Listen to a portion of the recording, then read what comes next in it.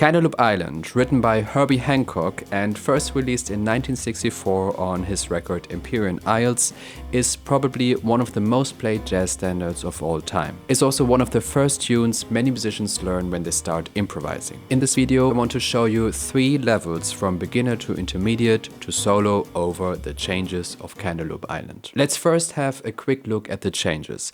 We only have 3 different chords here: G minor 7, E flat 7 sharp 11 and E minor 7. Maybe you've heard of the term modal jazz before. Cantaloupe Island is a classic example for that. It only has a few different chords, each of them stretched out over several bars. Now, if you're quite new to jazz, there's a really easy way to solo over those changes. You simply need the G blues scale. The G blues scale consists of the G minor 7 pentatonic with the notes G, B flat, C, D and F, and then we add the blue note C sharp. Let's have a listen how that sounds like.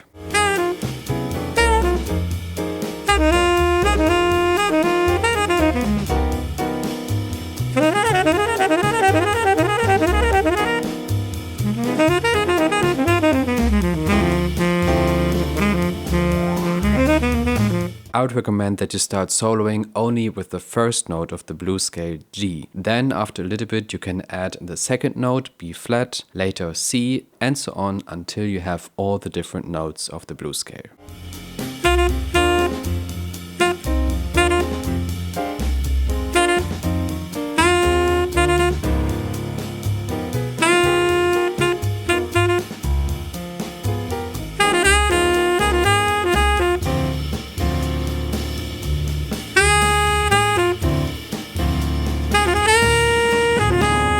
Another great preparatory exercise is to practice the G blues scale from the bottom of your instrument up to the top and back.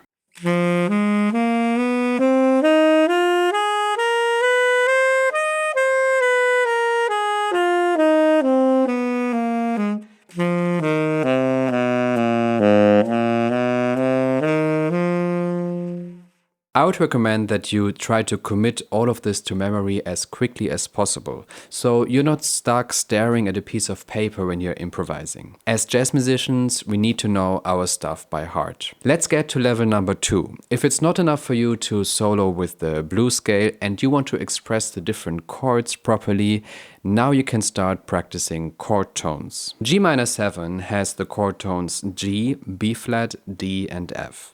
E flat 7 has the chord tones E flat, G, B flat and D flat, and E minor 7 has the chord tones E, G, B and D. The first step is to solo with only the root of each chord.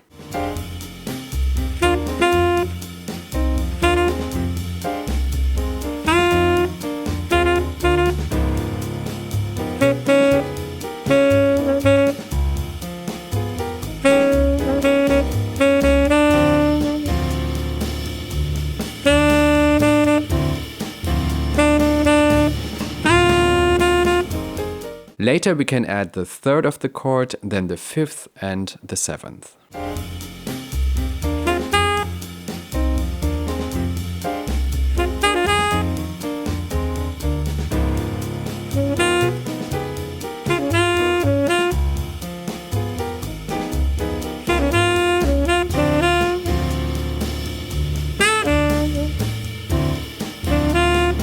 If you want to take it a bit further and invest a little more time into practicing chord tones, I would recommend that you practice each chord over the whole range of your instrument, kind of similar to what we did before with the blues scale.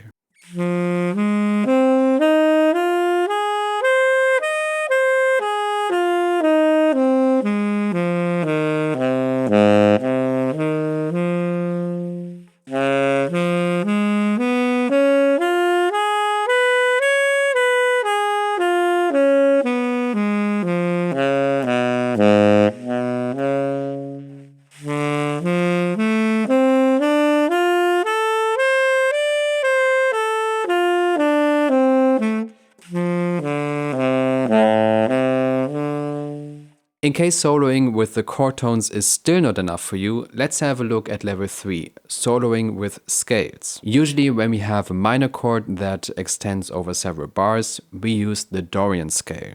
The Dorian scale is on the 2nd degree of the major scale. So if you want to find out which notes belong to G Dorian, we have to go a whole step down and get to F major. So the notes for G Dorian are the same as for F major. We can apply the same principle to our 2nd minor chord, E minor 7. When we go a whole step down from E, we get to D. So the related major scale is D major. E flat 7 sharp 11 is a little bit more tricky. Often when we have a dominant chord, we would use the Mixolydian scale, which is on the 5th degree of the major scale. And if we calculate this here, we get to A flat major as the related scale to E flat Mixolydian. But here we have E flat 7 sharp 11.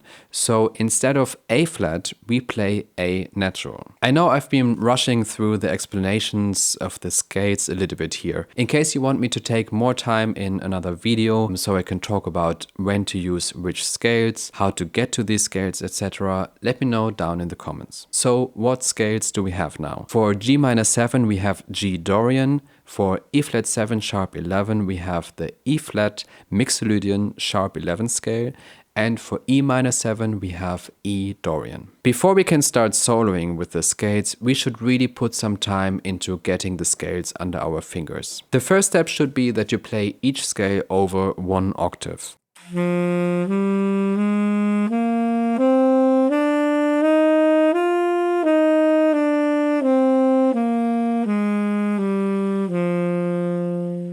As soon as this works well for all 3 scales, we can start practicing the scales over the whole range of our instrument. To get even more flexibility and ideas for your soloing, you can come up with more exercises. You could, for example, practice the scales in thirds, up and down, or you could practice the scales just randomly going up and down and turning around at any random point.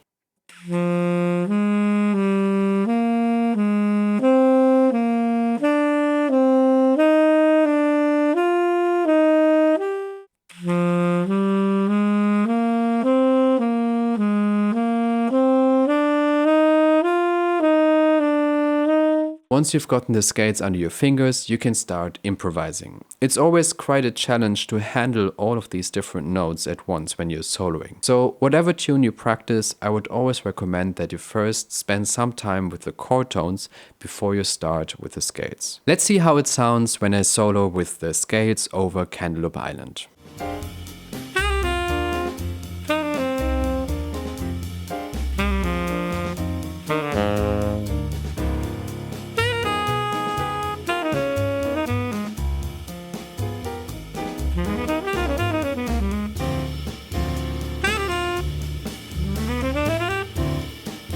I hope you enjoyed this video. You can find a free PDF to this video on my website. I will leave a link down in the comments. If you want to support me, make sure to click like and maybe even leave a comment. Also, don't forget to subscribe so you don't miss out on future videos like this. Thanks for watching and see you next time.